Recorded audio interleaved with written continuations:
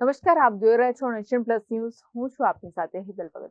Sabarmati train હત્યાકાંડમાં સંડોવાયેલા અને Vadodara central જેલમાં આજીવન કેદની સજા ભોગવતો આરોપી પેરોલ રજા પર છૂટીને ફરાર થઈ ગયો હતો.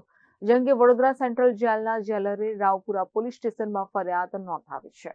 ગોધરા રેલવે સ્ટેશન પર હત્યાકાંડ સર્જાયો હતો. સાબરમતી ટ્રેનના ડબ્બામાં આગ ચાંપવામાં આવી હતી, જેમાં કાર સેવકો સહિત 59 લોકોના કરુણ મોત નીપજ્યા હતા.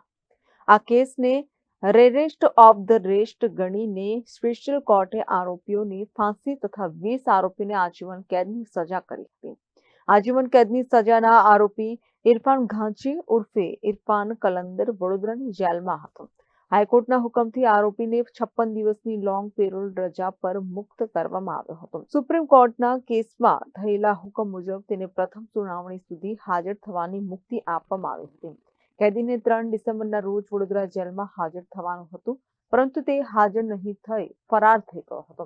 જે અંગે વડોદરા સેન્ટ્રલ જેલના જેલરે રાવપુરા પોલીસ સ્ટેશનમાં તેના વિરુદ્ધ ફરિયાદ નોંધાવી હતી. Bureau report, nation plus news, Vadodara. સમાચારોના સતત અપડેટ મેળવવા માટે અમારી નેશન પ્લસ ન્યૂઝની યુટ્યુબ ચેનલને સબસ્ક્રાઇબ કરો, બેલ આઇકન દબાવો અને જોડાયેલા રહો ફેસબુક, ઇન્સ્ટાગ્રામ અને ટ્વિટર પર.